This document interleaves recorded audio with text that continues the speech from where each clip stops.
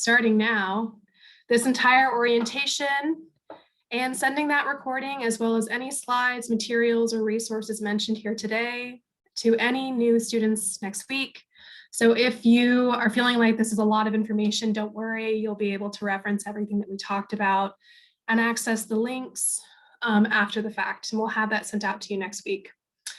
And we hope that it'll serve as a resource for you throughout the semester. Before we go on to the next slide, I did want to get started with a quick poll. So the poll should pop up on your screen in just a minute, and that's going to be just, have you ever used Zoom before? So you should see on your screen now just a question. We just want to kind of gauge the room. I feel like maybe with everything that's happened in the past couple of years, a lot of you have experience with Zoom, but we don't want to make any assumptions. So, all right. It looks like pretty much everyone who's answered now has experience with Zoom, which is great. So awesome. Okay, so let me close that. So we do have a few tips to make sure everyone's on the same page.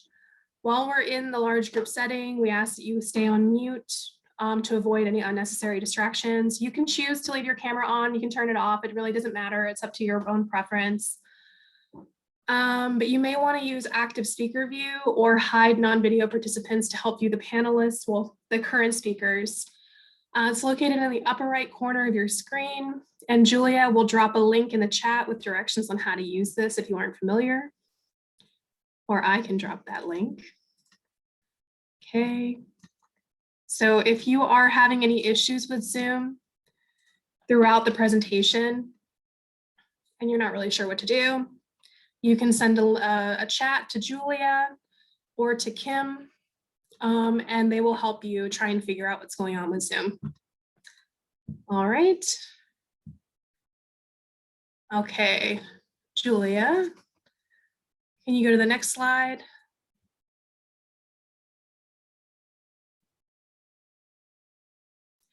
Well, you just need to close your window, Julia. And that's my fault. I asked you to do it while you were sharing your screen. Okay, so just a reminder about the testing and self-quarantine guideline reminders. You've all received this information over and over again from our office, but we wanted to make sure that we talked about it today at orientation. This link, when you go back to it, will be the same link that we've been sharing that's giving you pointers on self-quarantine guidelines, mostly reminding you that whether or not you're vaccinated, you do need to get a test before you get on a plane to the US if you haven't left yet. There's a post-test 3 to 5 days after you arrive. And then if you're not fully vaccinated, there is a 7-day self-quarantine period. And just as an added note, masks are required on public transit, indoor buildings on campus like classrooms, any kind of public spaces. And in our office, for example, masks are required again. All right, next slide. Okay, so this I feel like is pretty confusing most of the time for most exchange students, and honestly, I understand why. You have had these 2 different offices communicating with you throughout the whole time that you've been working on your application, working on coming here to NC State. So I wanted to go over some differences and who's who in the Office of Global Engagement. So the Office of Global Engagement is like an umbrella office, and underneath that we have the Study Abroad Office and the Office of International Services. So you are right now meeting with the Study Abroad Office. We are your first point of communication for pretty much everything other than visa questions. So we can't help you with visa questions because those will go to the Office of International Services. So they're the ones who have the authority to give you advice on visas. They're the ones who issued your DS 2019 documents, the ones who have answered any kind of immigration questions you may have had. They do also put on programming for all international students, and they work mostly with degree-seeking international students, but pretty much anything else that you have questions about, you'll want to come to the Study Abroad Office first. And if we're not the right person, we can always point you in the right direction. But for the most part, you're going to want to just communicate with us at that SAO incoming at NCSU email. All right, next slide. Okay, So a schedule overview, you've received this in your email. This is really more of an outline just to kind of remind you that there are 3 total sessions involved with orientation. There's today's session, which is hosted by the Study Abroad Office. Tomorrow's session will be hosted by the Office of International Services, and it's pertaining to all international students, whether degree seeking or transfer or exchange students. And students who are in the Poole College of Management as undergraduate students, so those who are in undergrad studying business management, economics, or accounting is the third one. You have a special college orientation as well that you would have received information about from Poole Global. And then the final session is on Friday, and that is the immigration check-in. So if you came in on a J1 visa, you have a DS 2019, you do have to go to the immigration check-in. All right, and then there are a couple of things that we've asked you to take care of while you're here or after your self-quarantine period is over, if applicable. And those are to schedule an appointment with your academic advisor. You can do that virtually. That's just to kind of help go over your schedule, make sure that everything looks good, and sometimes to get kind of an introduction to your department. We also ask that you we check your welcome letter to make sure that you're compliant with immunizations on campus. And if not, that you schedule an appointment with Campus Help, and there are instructions in your welcome letter for how to do that. And then finally, make sure that you get your one card once you're on campus and your self-quarantine period is over, if applicable. The one card office is in Tally Student Union, which is on Cates Avenue. So if you were thinking about the Study Abroad office, it's right down the road. It's very hard to miss. It's the biggest building on campus, pretty much. And they are open normal hours, 8 a.m. to 5 p.m. You could upload your photo in advance and then go pick it up. Just make sure that you go after your self-quarantine period is over. All right, next slide. I won't go over all of this in detail, but I just want to remind you that that virtual welcome packet that we sent you has a lot of important documents in it that would typically have been given to you physically. But because everything is virtual, I want to make sure that you know it's there. Everything that's like going to help you get acclimated to campus is in that virtual welcome packet. All right, and if you have questions about what you see in there, you can always email us and let us know. Okay, next slide. All right, so to start us off, I'd like to introduce the Study Abroad staff that are in the room with us today. We have our director, Kim Freeby, who will wave. Okay, and you know me, I'm Maura. You've received 1,000 emails from me. And Kyle, if you could wave. Okay, so Kyle is another international programs coordinator in our office. And Julia, both Julia and Kyle will be speaking today. Okay, Julia is our associate director. Corey is in the room. Her video may not be at the top, but Corey's in the room. You'll be hearing from her tomorrow. And then Susan is our new, hi Susan. Susan, you'll be receiving emails from Susan starting next week. She'll be our new, if you received emails from George, she will be the next graduate assistant taking over as incoming exchange coordinator. So you'll have a chance to get to know her starting next week. All right, awesome. So a special thank you to our staff for being here today. I hope it helps to get to help you to get us to know us a little bit better. That hopefully we'll get to meet face to face soon. So I do want to do a little quick check-in. In one word, in the chat, how are you feeling? How are you feeling about starting this next semester? Feel free to put it in the chat box. Okay, for me, starting the new semester always gives me a little bit of anxiety, even as someone who is not a student. So that would be my answer. You put that in the chat box and I'll wait to see what some people put. Excited, awesome. Okay. Okay, that makes me feel good. All right. Awesome. Okay. All right, so I mean, that's good to see. I think there's probably a lot of conflicting emotions. Looks like mostly excited. I hope that the next 2 sessions will help you to feel more comfortable about adjusting to campus life here at NC State. Okay, so next slide, please. Now I think we're ready to begin with the official orientation programming. We want to welcome you all to the Wolfpack family. You're now part of a valued part of a vibrant community of researchers, scholars, engineers, artists, entrepreneurs, and more. And we do have a short quiz about NC State I want you to take. It's going to come up as a poll on your screen in just a second here. So the first question asks, where do you think NC State University ranks as a public university in North Carolina? Go ahead and put what you think is the answer. And then the second question is, obviously, you know our colors are red and white. You'll see them everywhere. But what were our original school colors? What do you think? Some interesting combinations here, in my opinion. Okay, and then what are the names of the NC State mascots? This is a trick question. We'll see if you get it. Okay, I'll wait a little bit for everyone to answer. Personally, I did not go to NC State, so these were all new to me when I started coming here. All right. So number one, looks like most people got it right. NC State does rank as the first public university in North Carolina. So pretty exciting, right? You're about to start at the best place to be in North Carolina. Some people may not agree. There are definitely some rivalries in North Carolina between the public schools.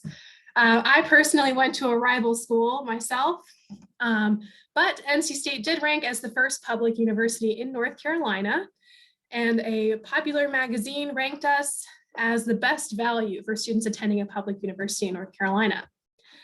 And the least voted for the original colors is actually correct. Pink and blue were the original school colors adopted from an early literary source on campus.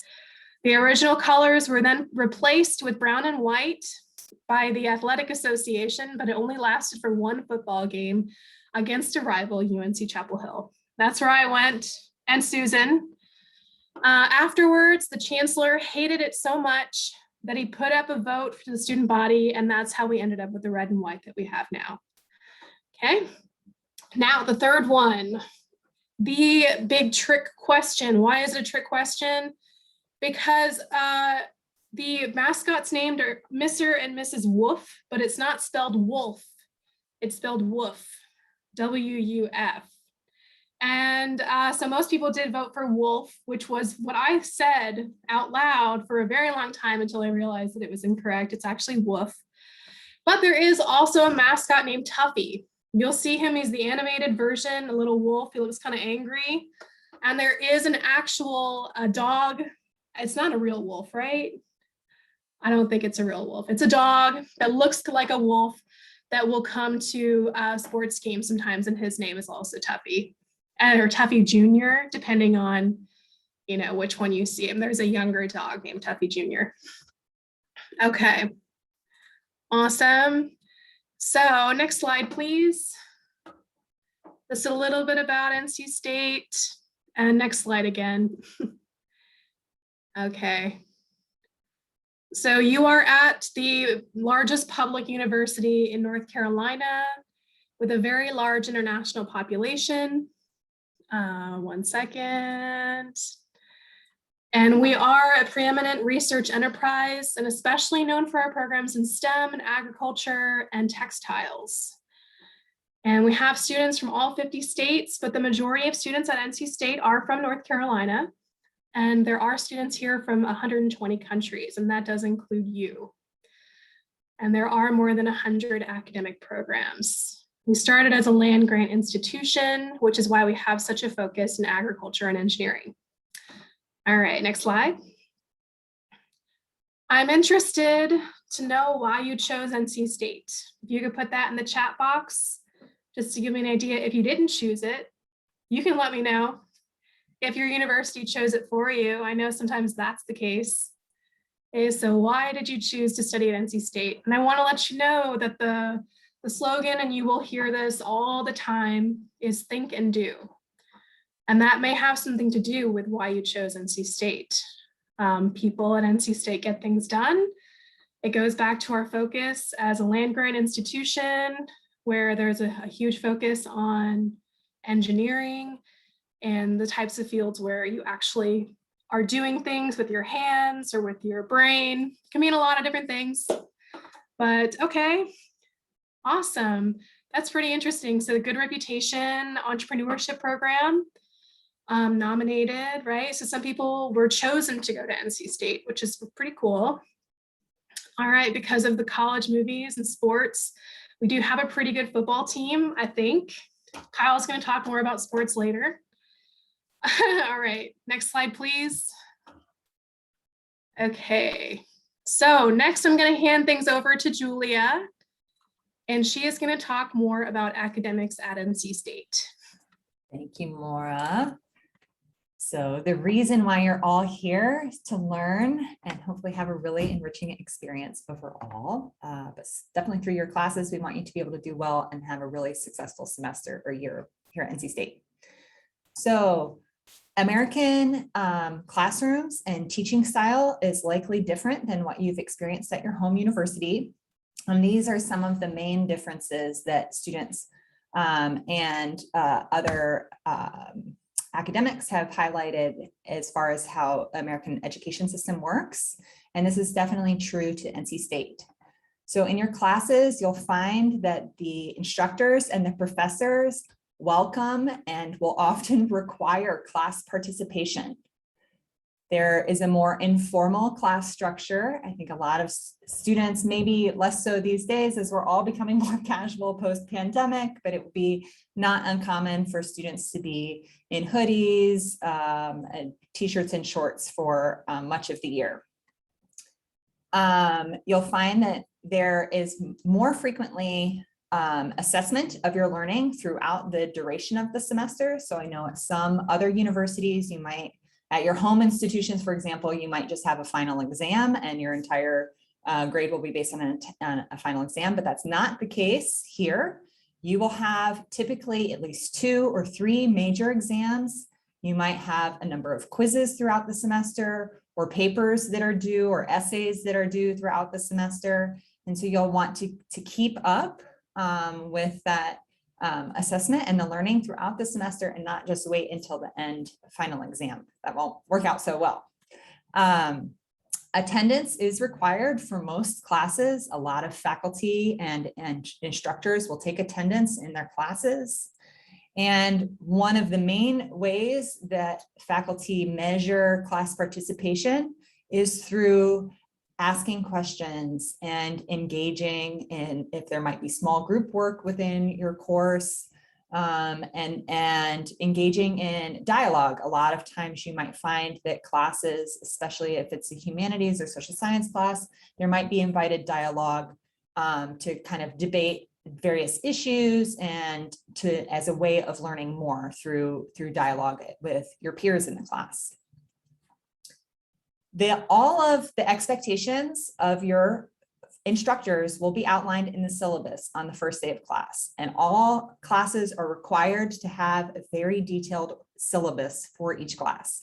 So you'll want to read those carefully and then take note of when a lot of times the syllabus will outline what the required readings are from class to class and when you have major assignments that are due. So I strongly encourage you to study the syllabus and write down those important dates on your Google Calendar or whatever organizational system you might have for yourself. But it's really important to do that for all of your classes right at the beginning of the semester so that you can pace yourself and make sure that you don't miss any major exams. Here's the calendar for the coming year. This is available on the university website. You can see the first day of classes will be coming up on the 16th. So you've got a few days to get yourself settled, and for the orientation program, you get to meet one another and other students as they're arriving to campus. You'll see a lot of other students starting to move in the coming days. The last day, all of you have course schedules that you can print from MyPack and that your academic advisor will go over with you if you would like that assistance. But the last day, if you would like to add any courses, the last day to do that on your own is August 20th. So if you want to make a change to your course schedule, the first thing you should do is talk to your academic advisor about why you want to make that change. And if your advisor supports that change, then you can go ahead and do that yourself in MyPack through August 20th. After August 20th into the 27th, you may still be able to add a course if you have special permission from the instructor of that course. And then here you can see are the days where there are holidays or no school for break. So you can also put these on your calendar right away as well as weekends. If you want to do a short trip somewhere, then these are the dates where you could do it. So Labor Day is in September, at the beginning of September. There's a fall break of 2 days that are off. So you have a 4-day weekend then. And Kyle will talk about this more later, I'm sure, but the gym and alternative service break, there are a number of different opportunities for you to get involved and do something with others on campus on that 4-day weekend. For those of you who are staying for the full year, October 6th is an important date for you because that's when the course schedule is published for the subsequent semester, for the spring semester. So you want to take note of that, and you can start to add classes to your shopping cart. And then you will receive an email from your academic advisor from the university that says what day you can enroll in those classes. Again, your academic advisor will provide more information and instructions about scheduling for the spring semester. You want to pay attention at the beginning, middle of October is when you'll be doing that course scheduling. The last day to drop a class through MyPack and your course scheduler is October 13. So you can only add classes through August 20th through the 27th with special permission, but you can drop a class through the 13th. So if you have an extra class on your schedule and you want to be able to take it off later, you can, but we'll go over this more later. You have to maintain a minimum course load. And the last day of classes is November 29. And then exams will be right after from December 2nd to 8th. And again, your instructors will give you the dates of when your final exams are. I think they're published closer to final exam time period. And so you'll want to take note of those as well.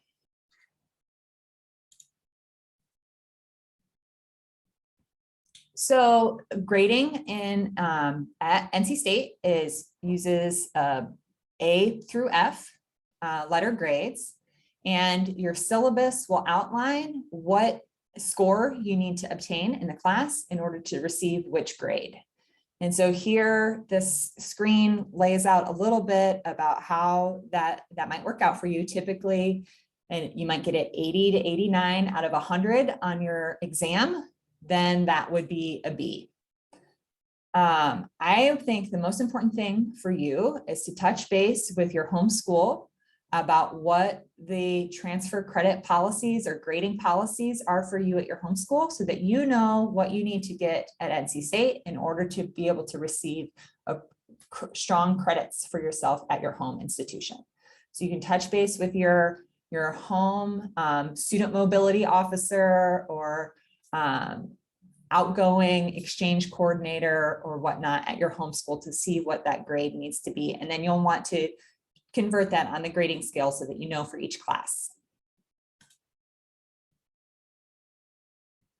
As I was saying about adding and dropping classes and changing your course schedules, you all have a full course load right now as you have requested in your course forms and your application, and based on other correspondence we may have had with you as we were working through those schedules.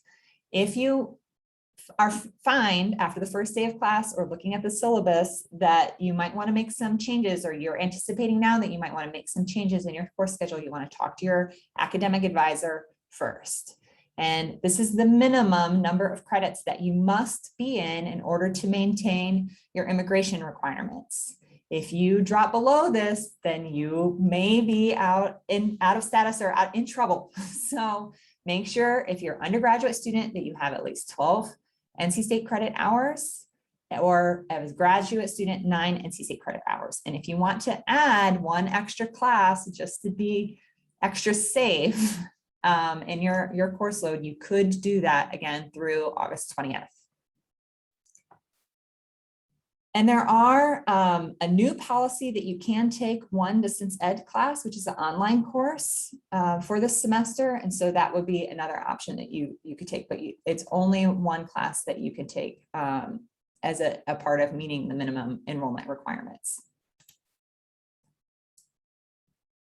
So the meeting with your academic advisor is very important. So if you have not scheduled that yet, please do so in today or tomorrow. Try to reach out to your academic advisor via email or look at your departmental website. They might have links to allow you to schedule an online appointment with them. They often have calendars published where you can just sign up for an appointment time slot.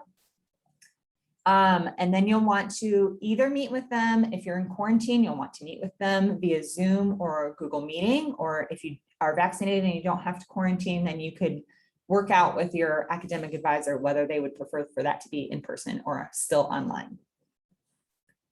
When you go to your academic advisor, I know they don't have them across all universities, but academic advisor is really focused on your success as a student for the year.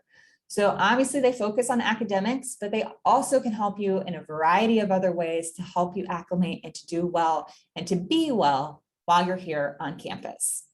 They're very familiar with all of the resources on campus, just in the same way that we are. We want to make sure that you know that there are multiple people who are here to help you and to be successful while you're here at NC State. In your advisor meeting, you'll want to have a copy of your home institution transcript so that they can see which classes you've already taken. And you want to review your course schedule and have that available to you for that meeting with your academic advisor. If you want to make changes in your schedule, your academic advisor can help you to do that and can show you how to do that when you meet with them. If, again, after the first day of class, you're reading through that syllabus and you think, oh my goodness, this is really hard. I don't know all the things that this instructor is expecting me to know. Don't just drop it by yourself. First, talk to the course instructor and talk to your academic advisor about any concerns that you have about the classes that you're taking. Or if you think, man, this is just like a class I've already taken, this would be a review of half of the things I've already studied at my home institution, that would be a waste of your time to potentially take a class all over again, right? So talk to your academic advisor, and your academic advisor can look through the syllabus with you. It might be that, on first look, the syllabus is overwhelming, but in reality, it might be okay based on what you've done at your home institution, that you've taken all of the classes and that you'll probably be fine, and maybe just give it a couple of days. But definitely, again, talk to your academic advisor if you have any concerns about your classes one way or the other. And if you are waitlisted for a course and you really want to get into that class and you're not in self-quarantine, then we would encourage you to go ahead and go to that class on the first day of classes. And you can ask the instructor if it's possible for you to be added to that course roster and be enrolled in that class. However, if you are in quarantine and that's not possible, again, you'll just want to email them, or you can reach out to the department to see if there's any way for you to get into a particular class. Some of them will be full, and there's no guarantee that if you go to the class that you will be able to get into it, but that is a tactic that a lot of other students have taken in the past that's worked out for some of them.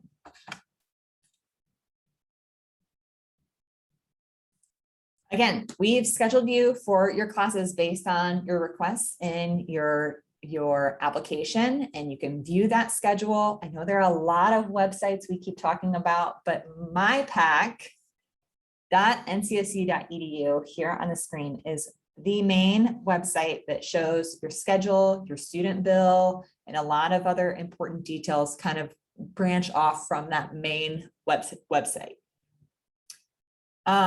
There's also information there about the academic calendar, and there's some information about adding and dropping classes. And this is also in the virtual welcome packet that we had linked before, and we can maybe put in there again.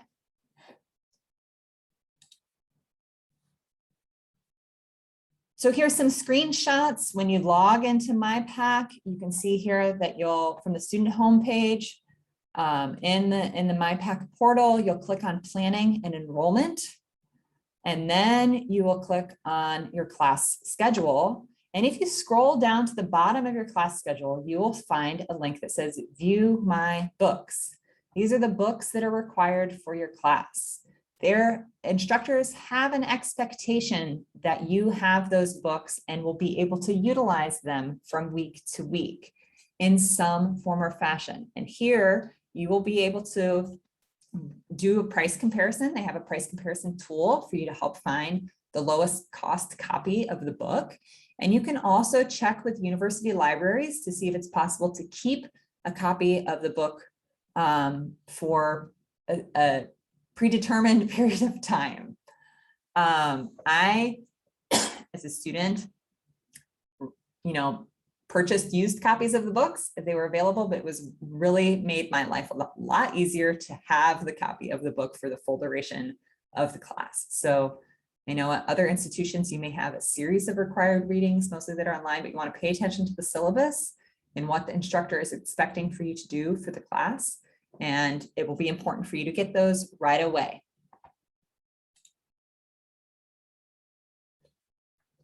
Wolfware is one of the other websites that are important for you for your classes. And especially post-pandemic, before the pandemic, instructors were using Wolfware a lot. They're using it even more so now. You'll be able to find copies of the assignments. There might be tests or quiz information that becomes available in Wolfware. It will be a main mode for providing course information. There might be copies of the slides of what the instructors are presenting in their lectures, and there may be pre-recorded lectures in there as well that you'll want to go back and reference.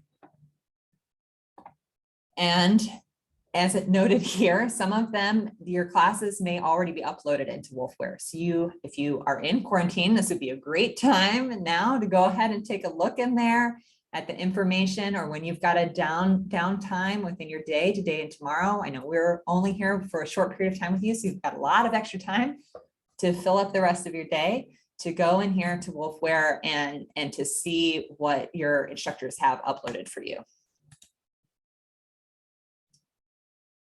So again, we really want you to be successful, and having good communication and reading the information from your instructors and going to class are going to be keys to your success in your classes here on campus. So number one, go to class and be an active participant in class. Number two, read the syllabus carefully and see what the expectations are of the instructor for each of your specific classes.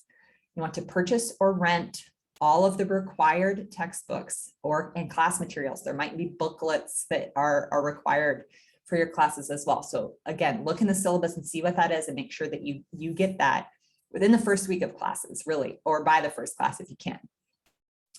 Keep up with your required readings and assignments. Don't let that slip away. It kind of will snowball quickly into problems later down the road. So make sure you keep up with that and have that information on your calendar or whatever way you utilize to keep yourself organized. If you are brave enough to do it, I encourage to introduce yourself to the instructors of your class and let them know that you're visiting for the semester and whatever you're studying. Most instructors are very excited to have visiting students like you in their classrooms to help provide a more diverse learning experience. We want to be able to learn from you in the same way that you are here to learn in your classes and more about American culture and lifestyle. If you are having challenges, talk to the instructor, talk to your academic advisor, and a lot of classes have tutoring sessions for them, especially if they're kind of larger sections of classes that are required for a number of majors. They typically have set up tutoring sessions for them. And there is a tutorial center on campus where you can get assistance. So we encourage you to utilize that.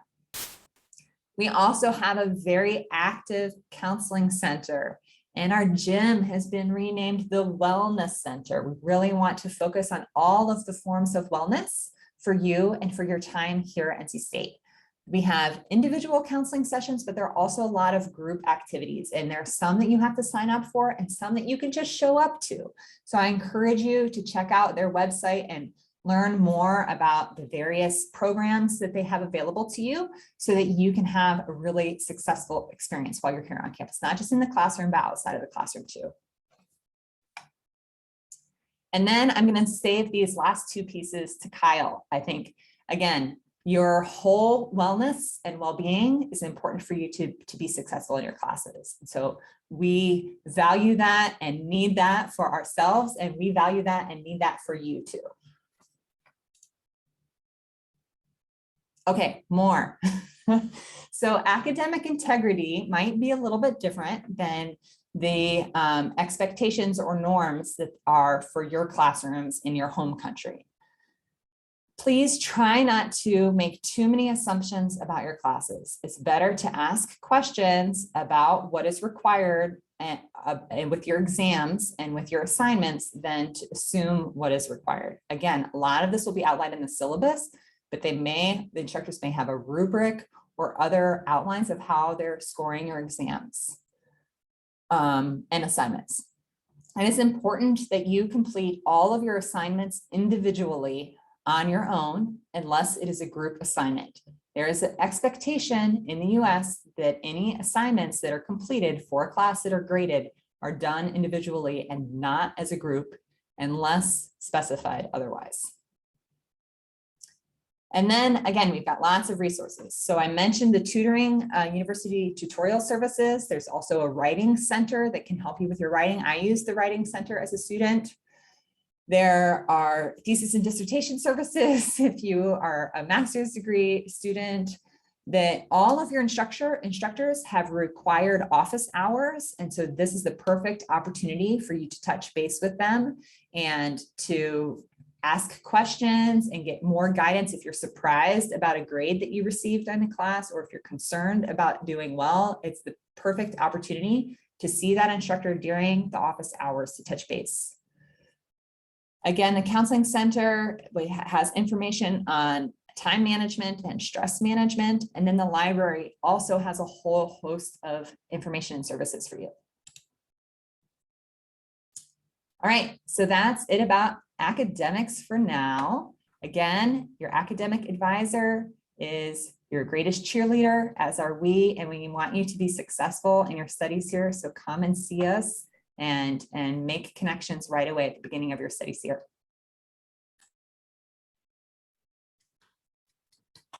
Great job, Julia. All right, I have the privilege of talking to you about all the other pieces of your experience here at NC State outside of the classroom.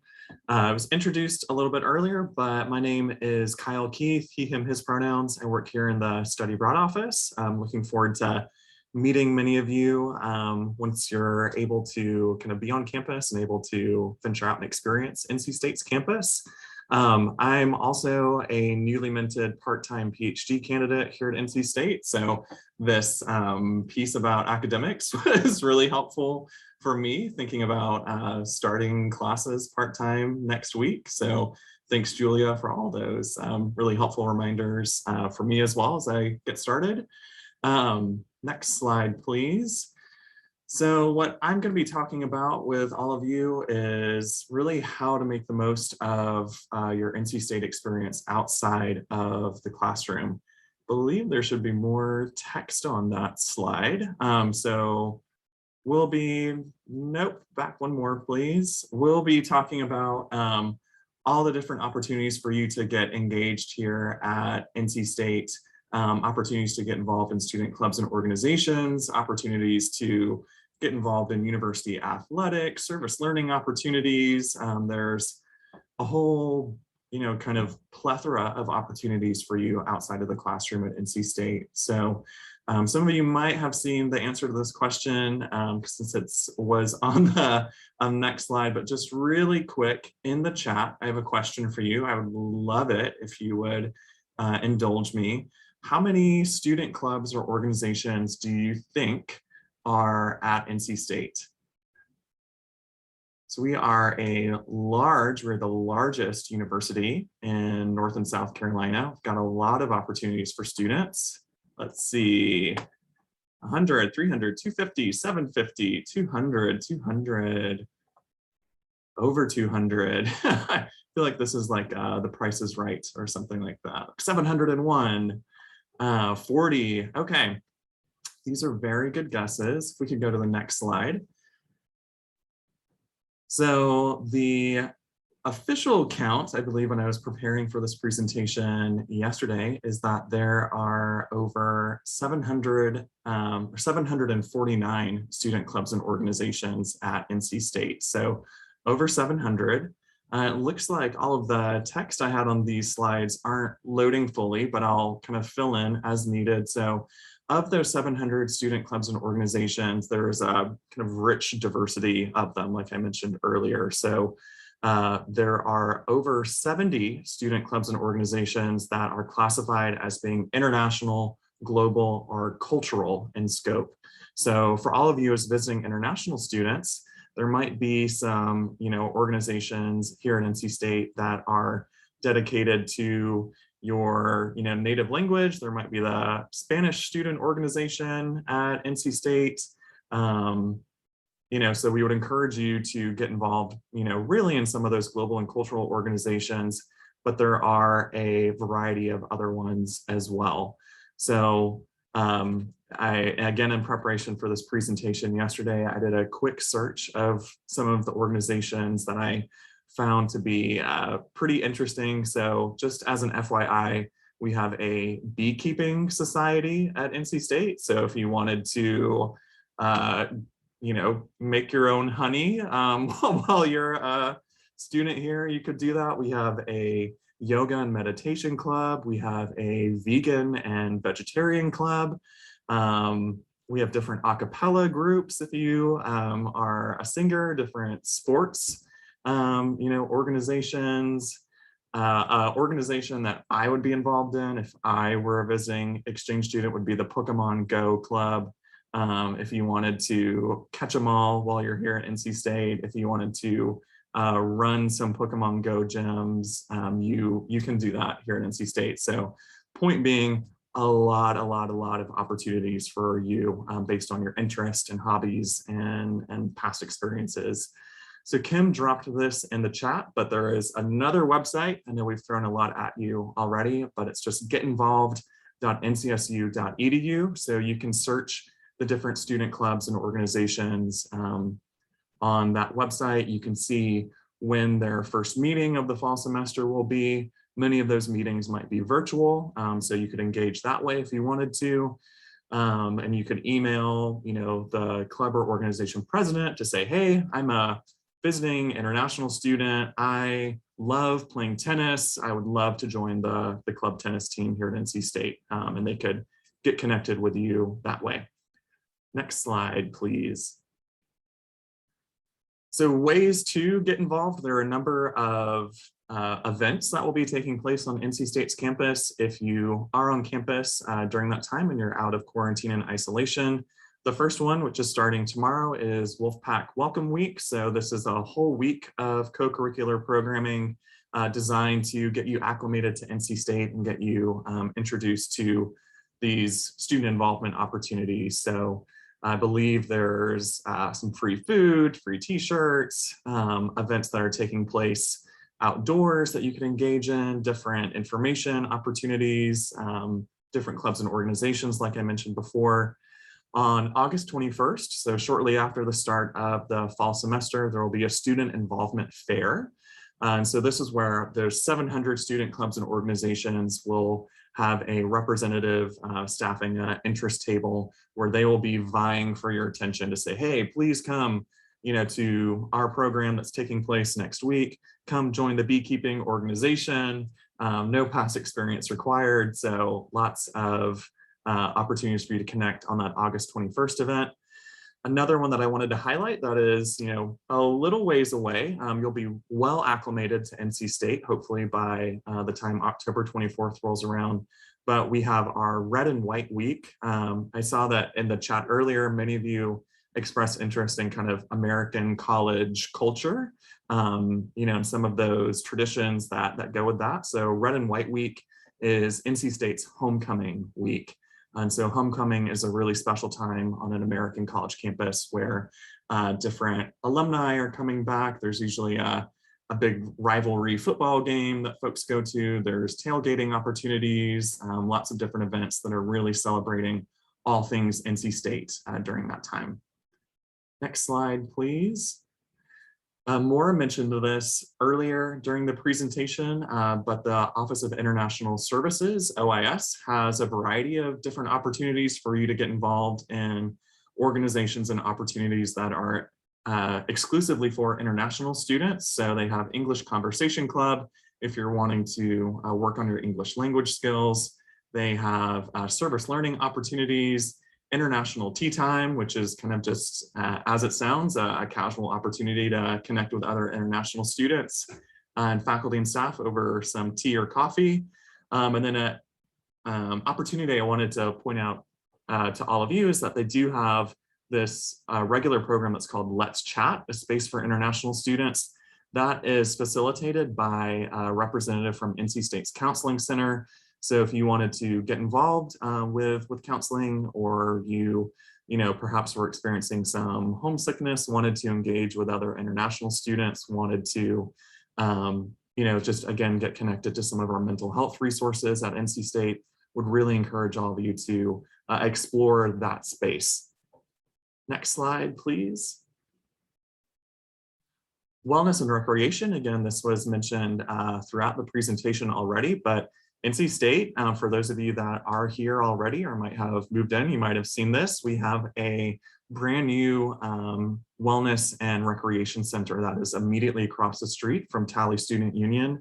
I haven't been in there yet, but it looks very impressive from the outside. I think Julia has taken a few classes already.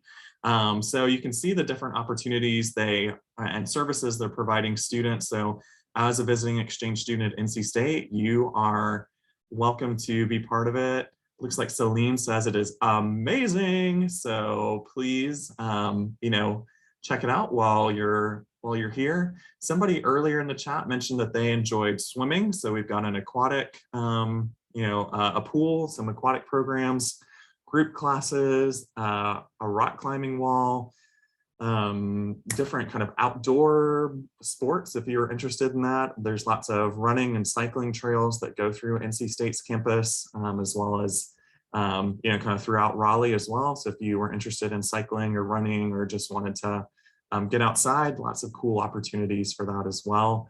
I believe they also have like a test kitchen of sorts. So if you wanted to perfect your cooking skills, or maybe learn an American recipe or two, you could do that as well. So possibilities are really interested. Yeah, Flora, I'm really interested too. Maybe we can go to one together, like a fitness class or something. Next slide, please. Sports, go Pack. Full disclosure, I'm probably not going to be the best with this since sports are kind of not my thing, but it is a big part of American college culture, particularly here at NC State. We are in a large, very competitive athletic conference. This is probably a big cultural difference from perhaps where you're coming from or your home university. So athletic culture for colleges and universities in the United States is a big deal. And like I mentioned before, at NC State, we are, part of a very competitive conference. So many of you, even if you're like me and you're like home run, touchdown, batter up, I don't know what these words mean. I would encourage you to still participate in athletic culture at NC State. You can see here instructions on how to get student tickets. So you could just go to, I believe it's gopack.com, and then there's a window that says ticketing. Gideon, I don't know about full capacity for games yet. I'm sure there will be information available online or will be forthcoming to students. But many of the sporting events are held outside, obviously. So, you're welcome to engage with those. It sounds like somebody might be off mic. So if you wouldn't mind just remembering to stay muted, that would be awesome. Next slide. I'm going to try and go back to full screen and see if it works. Okay, thank you, Julia. Sorry if you were the one that was off mic. I didn't mean to No, reprimand you. does that look like it's working there now? Yes, that looks Okay. like my slides. Okay, so upcoming games, if you wanted to attend them, they are, this list is not exclusive or exhaustive rather. So if you wanted to go on gopack.com, gopack.com, again, you can see the full list of the different fall sports that are taking place, as well as their schedule. So I just highlighted some here. I did want to point out that football tends to be really popular, American football. There's a big culture of tailgating around that at Carter Finley Stadium.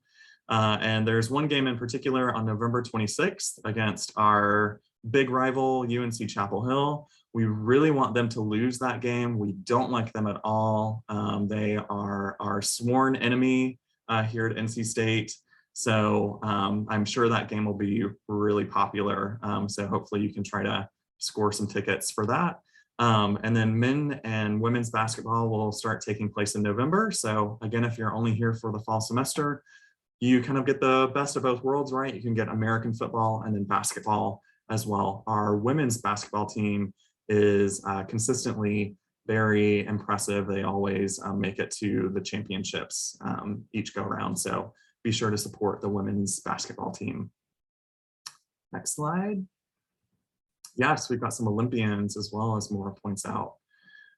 So NC State is wonderful, but we're only about, I'd say maybe like 3 square miles of Raleigh. So there is a wonderful metropolitan city that is, just feet away from NC State's campus. So there's a lot of things to do in Raleigh.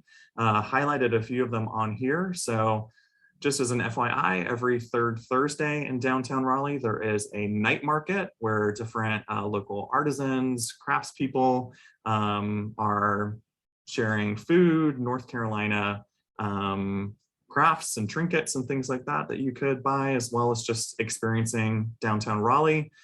There are lots of museums in Raleigh as well, since we are the state capital. So there's lots of things devoted to North Carolina history, the North Carolina Museum of Art, the Museum for Natural Sciences. So there's a lot to do to experience kind of North Carolina within the state capital.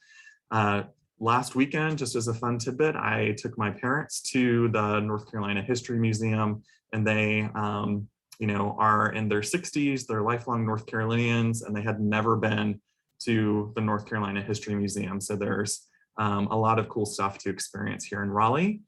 Museums are free, as Maura mentions as well, or most of the museums. Masks are going to be required inside. Shopping as well. So there's Cameron Village, which is just a few steps away from NC State's campus, Crabtree Valley Mall, South Point, lots of kind of big shopping centers. There's the North Carolina State Farmers Market, which is really close to NC State's Centennial campus. So again, if you wanted to get some fresh produce, if you wanted to experience some of the North Carolina agricultural community, you could do that as well.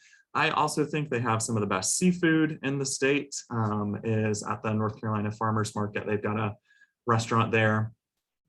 I don't particularly enjoy the outdoors, but if that is of interest to you, we have Lake Johnson, Lake Raleigh, where you can rent a kayak, rent a canoe, do some jogging or running through some of those local parks. We've also got the Eno River State Park, Olmsted State Park, if you wanted to get out and enjoy nature.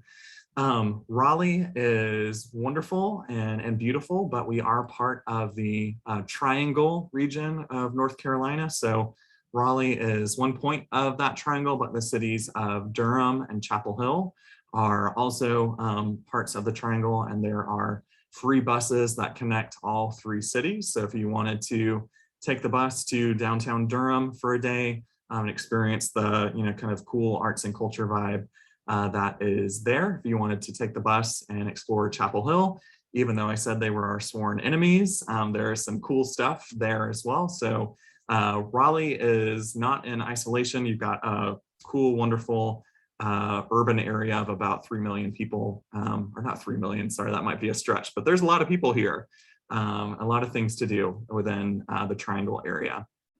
Next slide, please.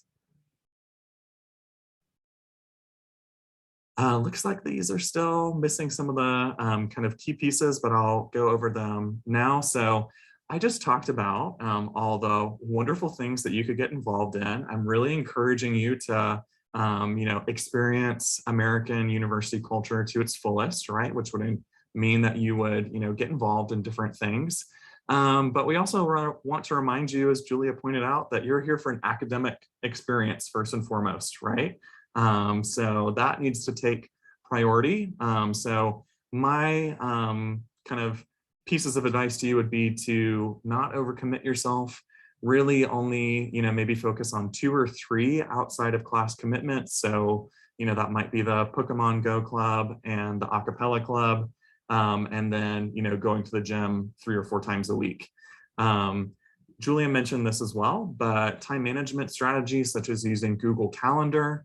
We are a kind of Google Suite campus. So, if you wanted to meet with me or Maura, we're going to send you a Google Calendar invite. So we would encourage you to put your class schedule in Google Calendar, put some of these co-curricular commitments in Google Calendar so that you're really managing your time effectively. Certainly make time for yourself, make time for your holistic wellness, whether that's visiting our new wellness and recreation center, whether that's, hitting some of the trails that are outside and are part of NC State's campus, or making time to visit the counseling center. Would really encourage you to do that. And then NC State is a diverse campus, right? So there are lots of different types of folks here that are from all parts of North Carolina, all parts of the world, lots of different interests, lots of different backgrounds. So there are so many opportunities here for you to learn and to get a holistic view of North Carolina and American culture. So definitely make sure your opportunities are as diverse as possible. Next slide, please. Fees and billing, I'll go over this kind of next few ones really quick. So you can pay through your MyPack portal if you had any fees or bills that you haven't taken care of yet. And then if you wanted to physically visit the student accounts office there and the Student Services Center, which is in Harris Hall. So that's also where the registrar's office is at. Lots of these academic resources are all kind of within that one building. And then our office will be sending out reminders if there was any kind of sort of payment that was due, with instructions on how you would do that. Next slide. Banking.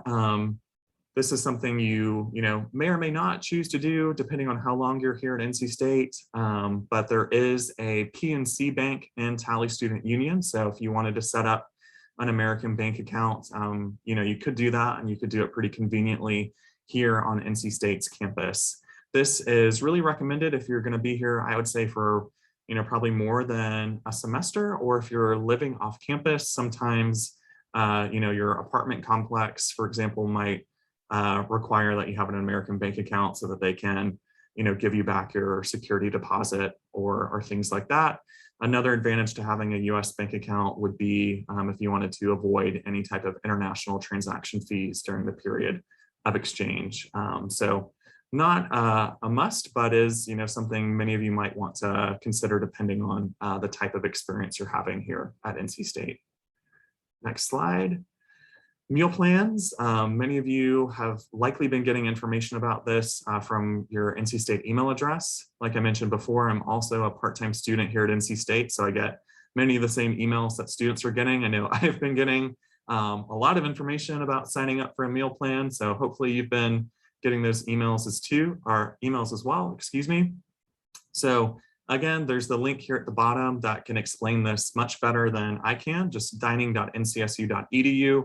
And you can see information about the different types of meal plans that are available. So they've got the dining hall plan, Flex, Flex Plus, Commuter. There's a lot of different options depending on how often you'd want to eat on campus.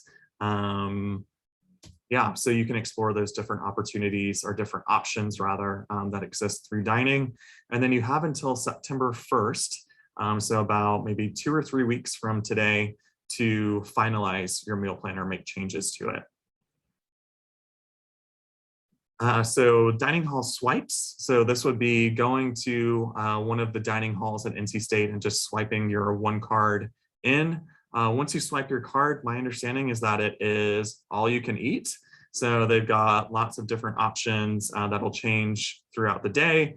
There's usually a salad bar, vegan and vegetarian options, ice cream, fruit, yogurt, things like that. So dining halls, again, it's just that single swipe and you're in and you can eat to your heart's content, or your stomach's content rather.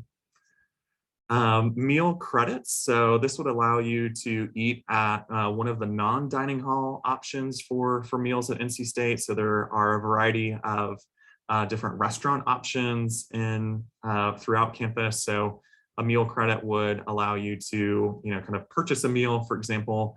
These are all up to a certain dollar amount. So a meal credit might be, for example, $8 or $9. So that would be kind of your allotment using a meal credit. And if you wanted to purchase a meal that was $10 or $11, kind of over that allotted threshold, you have dining dollars to cover that, which is the next slide.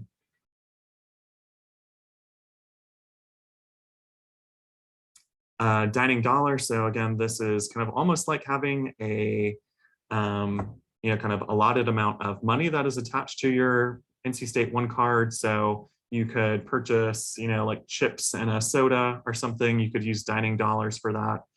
You could purchase some Howling Cow ice cream, which NC State is really well known for as well, using dining dollars. So, that's really more so for some of those kind of quick, smaller purchases for snacks or things like that.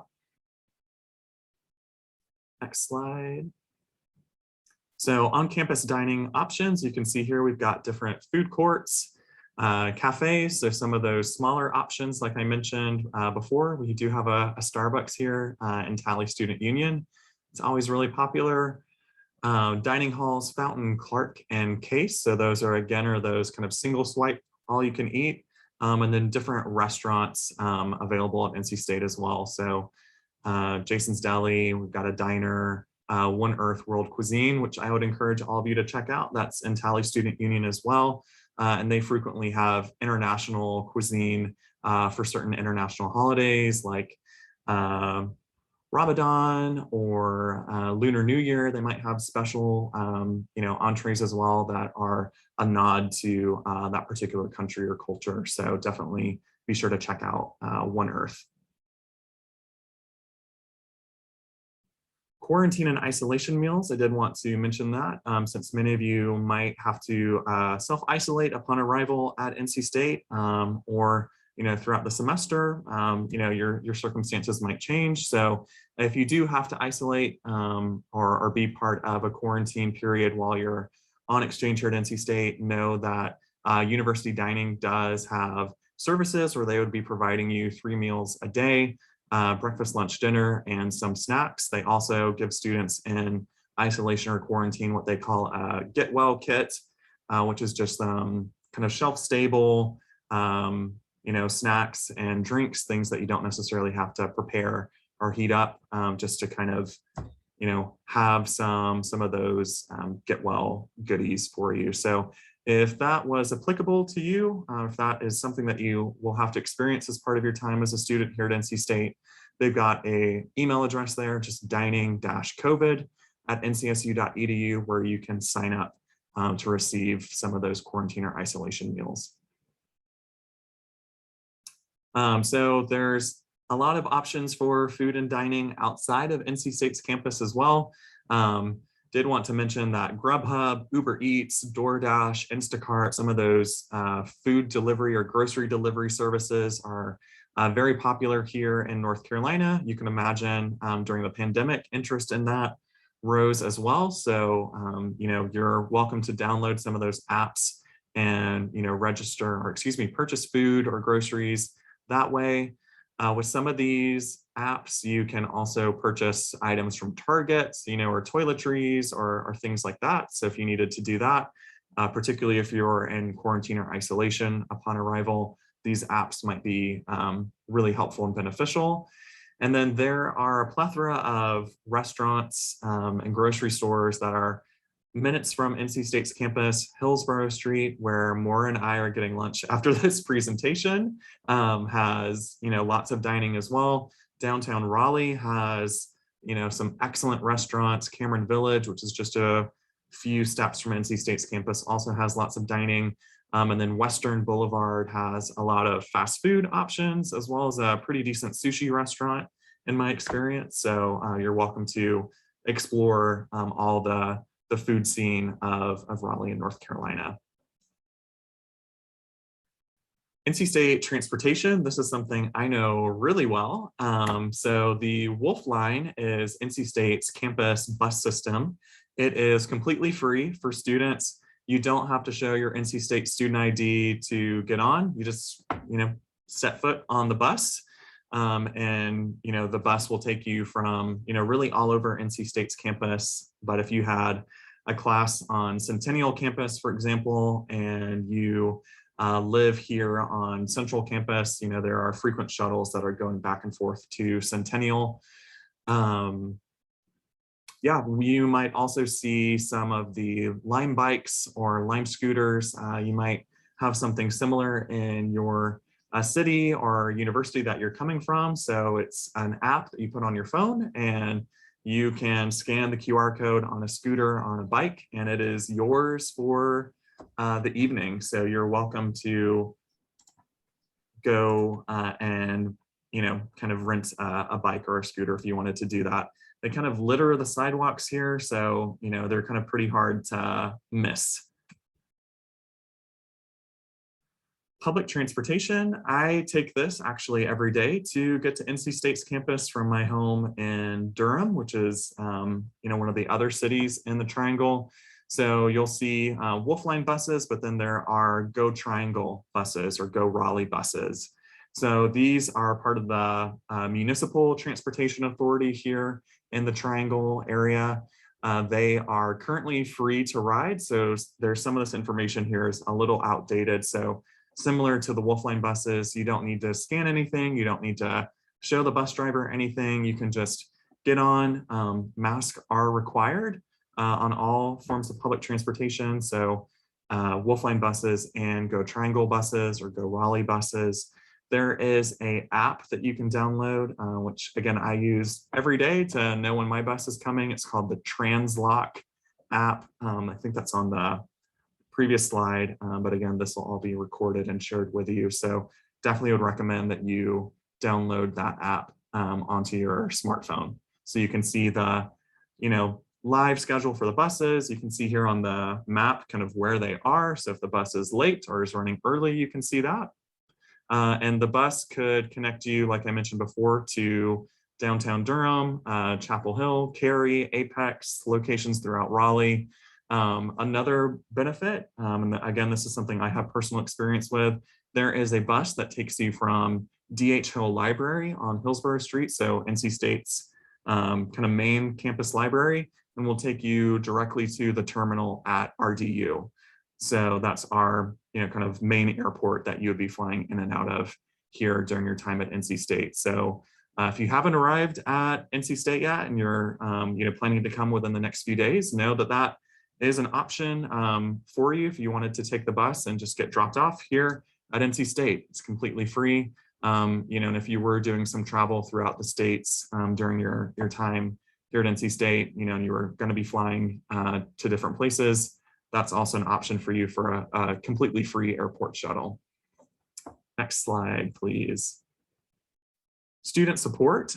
So we have Pack Essentials here at NC State, which does provide some small amounts of funding opportunities for students that are experiencing some type of emergency. So it could be food insecurity, could be housing insecurity, or some type of just emergency or crisis that takes place. So as a visiting exchange student, you do have access to that. It's again called Pack Essentials. My understanding is that these are one-time grants or one-time disbursements of, additional funds to students. So it is not something that you can kind of regularly go to, but is an option.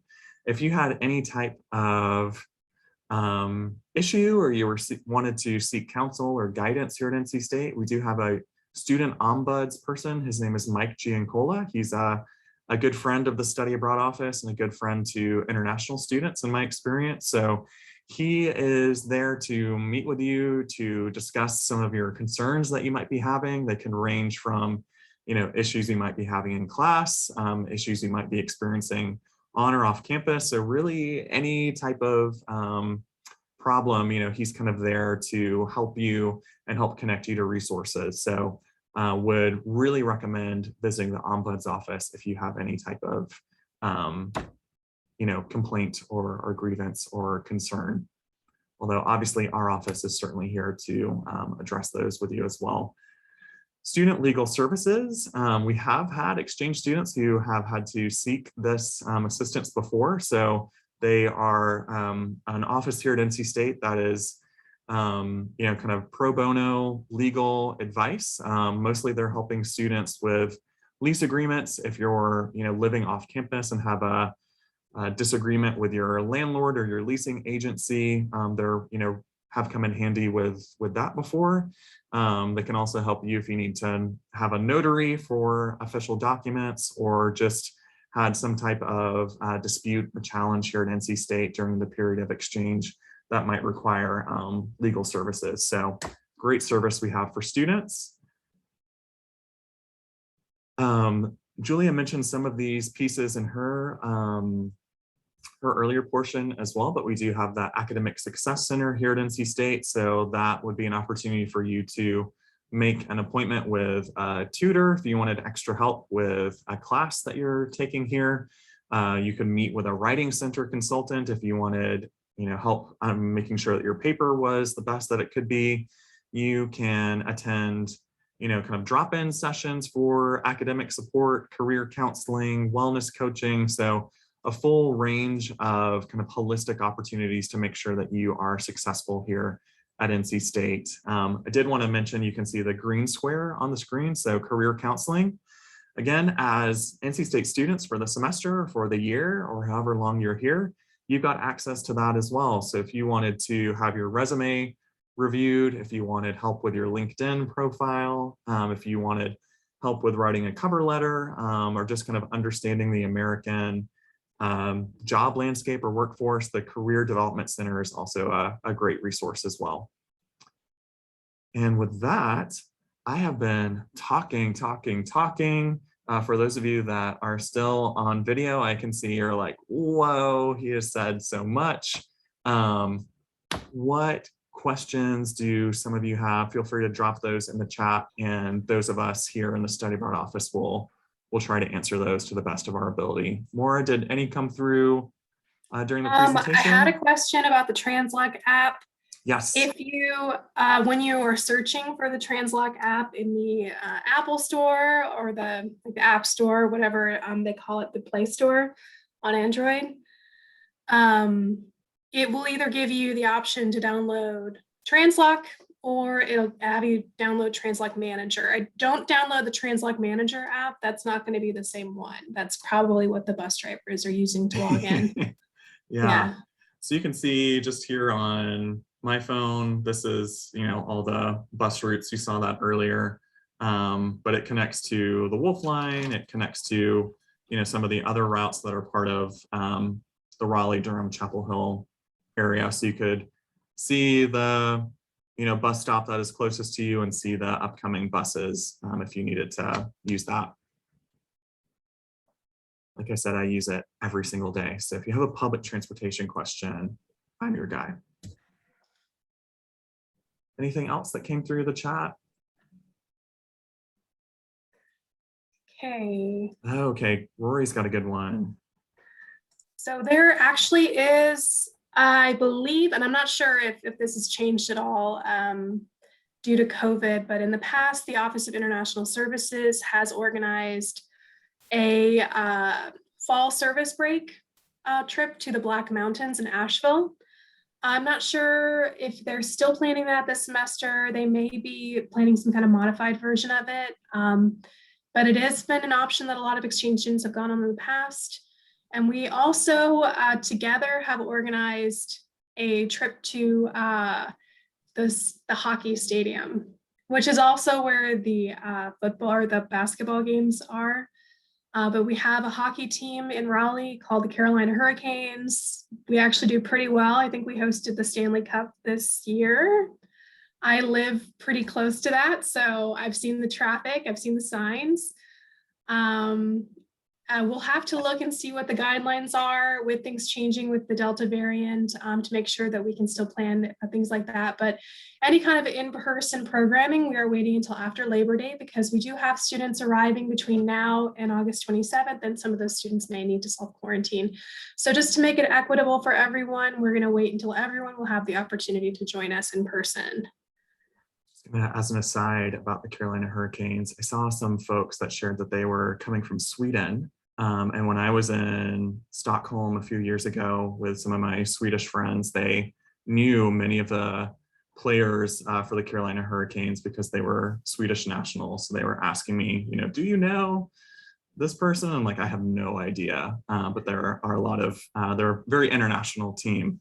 To answer Rory's question, I think as well, we've got lots of other service learning opportunities here at NC State through the Center for Student Leadership. They've changed their name. Student Leadership and Civic Engagement. Yes. So if you wanted to, outside of the Office of International Services, there's opportunities to get involved in some of their service programs here at NC State, kind of in the greater Raleigh community. So you don't have to kind of wait for the international office to organize that. There's opportunities as well outside of them. And there are also, Kyle mentioned that there's a lot going on in terms of nature on campus. Through the Wellness and Recreation Center, there are some outdoor education trips you can sign up for as well that'll have you. I don't know if rappelling is still one of the options, but there's some pretty fun stuff that you can do with the Outdoor Education Center. So you would not have bedding in the dorms. That is something that you'll have to acquire on your own. Target does have everything. The Target on Hillsborough Street does have everything, and we supplied a map of the actual store in your virtual welcome packet, so you know where to look for certain things. That's where most students tend to go for what they need. And if you do need to get it delivered to you, if you're in self-quarantine off campus, they do have a delivery service. I can take it directly to you. If you're in self-quarantine, they do have bedding there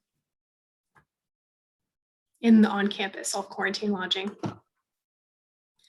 So we have made, I'll leave this up to you guys, though we have made a virtual Facebook group in the past, but we have had fewer and fewer students using it because it seems like Facebook is kind of phasing out. We didn't know for sure if you guys would use Facebook. If you'd like, I can make a Facebook group and everyone can join it. We also did actually on the next slide, Julia, if you wouldn't mind advancing it. I made a contact sheet if you all wanted to use it to connect with one another. And we'll add that link into the chat. I have it here. If you want to just add your information here, your contact info. If someone would like, I think I copied the wrong link. Let's see. Here we go. If you wanted to add your info there, you can also create a group chat without having any administrators from the study abroad office on it.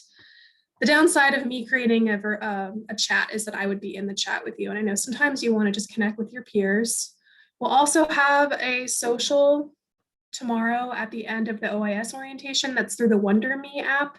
And there are instructions in that first orientation info email that we sent you on how to get that set up in advance. And I'll send that out as a reminder today. But if you want me to make a Facebook group, I'm more than happy to also make a Facebook group. So if you want to put yes in the chat, if you want me to do it, if I get at least 5 people, that's enough for me to make the chat, to make the Facebook group. Okay. Okay. All right. I'll make it. I'll make a Facebook group. I'll make it today and I'll send the information out along with your reminders for tomorrow. And then you'll just have a link that you can add yourself to it. All right, awesome. And if you, yeah, if there was a way to make it on Instagram, you know, I feel like maybe that would have more people interested, but we'll use that. You can just see each other on there. You can connect with one another. And then also, okay, we can't edit the Google form. I'll modify that. I can take care of that here. Okay, cool. Also, if we see that there are events coming up that might be relevant for exchange students, we'll post those there in that Facebook group. Any kind of like announcements, any important announcements are going to go via email. So we'll send them to your home university email address and your NC State email address just in case. Make sure that you're checking both so you're not missing anything. If you want to make a WhatsApp group, you'll need to have a volunteer to start it so that it's just your peers in the group and not being led by the study abroad office. So if either of you want to take on the challenge of making the WhatsApp group, you can send I would be happy to send the link out so that everyone can join it for you.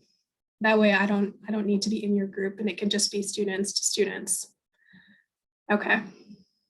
So if either Gideon or is it Jan, if either of you want to make the group and then send me the link, I'd be happy to send it out to everyone and then you can join it.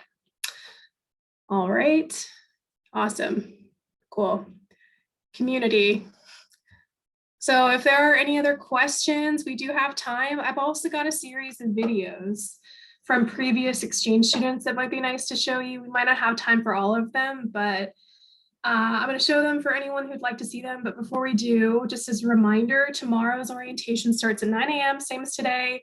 It will be hosted by OIS, and they're having us attend through the YouTube live stream. So make sure that you know how to log into your NC State account, because it will probably ask you for that. The link is in that first email we sent you, but I, again, will be sending a reminder out along with all of the Facebook and the WhatsApp groups for you. Additionally, if you are an undergraduate student in the Poole College of Management, as I mentioned before, that orientation is tomorrow at 1 p.m. And then the immigration check-in for any students who have a DS 2019 and came in on J1 visa is Friday at 10 a.m. And there are some components to complete on Global Home that you would have received an email about. Okay, and then next slide. It's just if you are not in self-quarantine and you would like to connect with our office, well, either way, if you're in self-quarantine, you can always email us. Somebody emailed me during orientation and I already emailed them back. I'm going to be on my email a lot today. You can also call our office. The front office is not always going to be staffed. We're still operating in a hybrid capacity. So some people in the office, some people still working remotely. We're also going through some transitions in the office. There aren't quite as many people as there normally would be here. So today I'm going to be staffing the front office from 12:30 to 2:30. It looks like, I'm not sure if those times are correct, but there should be somebody there from 11:30 to 1:30 and 12:30 to 2:30. Really quickly, making sure that that's correct. Yeah, okay. And then tomorrow from 12 to 2 p.m. and then Friday, Julia will be at the front desk from 2 to 4 p.m. since the other times kind of overlap with your orientation schedule. And no, MBA students do not have to attend. In fact, don't attend. It's just for undergraduate students. It won't be relevant for MBA students. Okay. Karen, I'm going to copy this link that you created and I'm going to send it out. Thank you for creating that. I'm just making note of this so I don't lose it. Okay. And I will also make the I think, is the contact sheet ready, Julia? Should be available to edit? No? My computer is not cooperating and letting me do it right now, so. 1 second. We got time.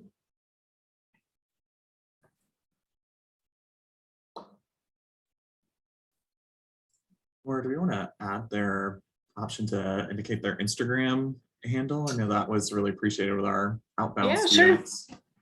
Yeah, definitely. All right, so you should be able to edit it now, and I'm gonna add a column that just says Instagram. Cool. Great, so you can take your time adding that. And Julia, if you wouldn't mind going to the next slide. I'm gonna go ahead and we can start some of the videos. I'm gonna play these videos. It's okay if you don't want to stick around. They will be made available for you afterward. And as I said before, I will send out the link to the contact sheet again. Okay, yes, until 11:30, not until 1:30. That was a mistake.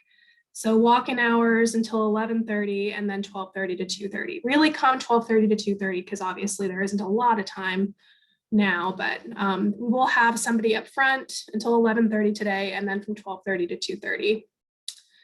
Okay. Are those videos working, Julia? Now? My computer is. Oh, I can host it. frozen. I'll share it. I'll see if I can get it to work. Sorry about that. That's okay. Here is that Google sign up sheet. Oh. Okay. And you should be able to edit the Google sign-up sheet now. It looks like everybody's in there. Okay. All right. We'll have to test this out and make sure that everyone can see or hear it. And these are from about 1.5 years, 2 years ago. Obviously, some things might change due to COVID, but let's give this a shot.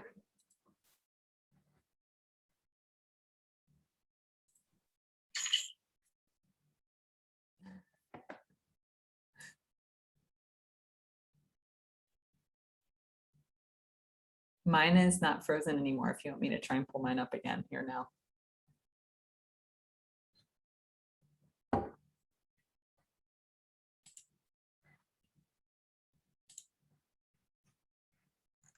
It looks like she may have frozen, so go ahead if you can. Okay.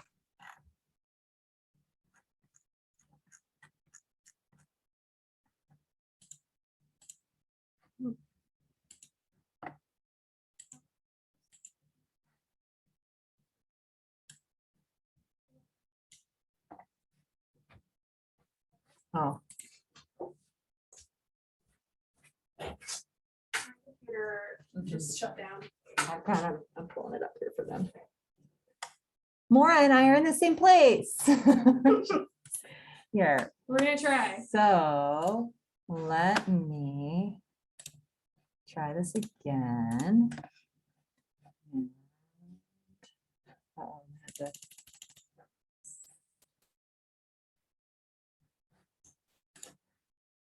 Which video did you want me to show here?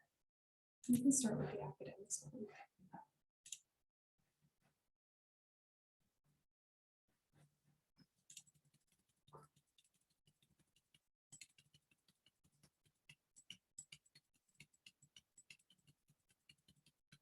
Thank you for waiting for us here.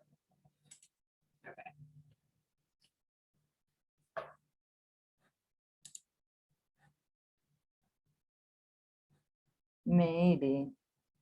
Well, if it doesn't work, then we'll send the link out. They can watch the videos. Okay, We'll try here. that.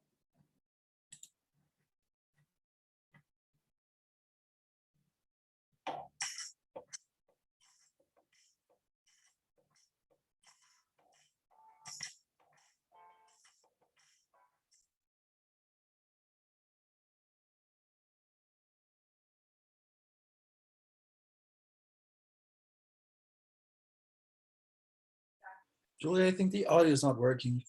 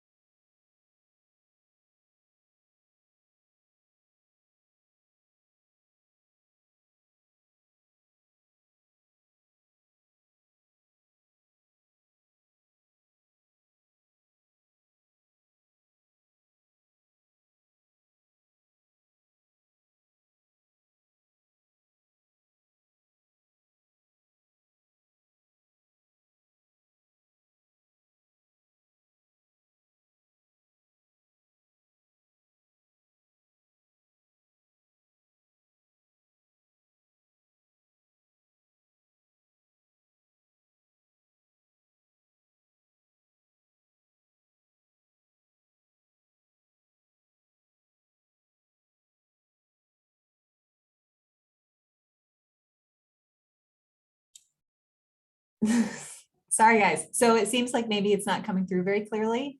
So what we'll do is we'll send a follow-up email after this meeting here today, and we'll include the links to these videos so that you can watch them on your own. You can see these are all past exchange students who were generous enough in sharing some of their time and experience with you so that you can learn from them. And Maura, I don't know if you wanted to give any, I know you just gave reminders. If you want to say them one more time here before we sign off. Oh, you're on mute. Still getting used to this. So one more time, we are meeting again tomorrow at 9 a.m. and that one's going to be hosted by OAS. Will there be a different link? I'm sending you all the reminders. I'm sending you the link to join the WhatsApp, sending you a link to a Facebook group that you can join, and the contact sheet again, in case you lose it. And the videos will be available when we share the slides with you and the screen recording. So sorry about that. Thanks for your patience today. Hopefully tomorrow will be a bit smoother and we'll see you then. If you have any questions, we'll see you at the walk-in hours from 12:30 to 2:30, or you can send us an email. All right. Thank you very much, Maura. Thank you. Thank Julia. you. Kyle. Thank you.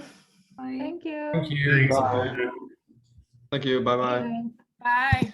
Thank you. Thank you. Bye-bye.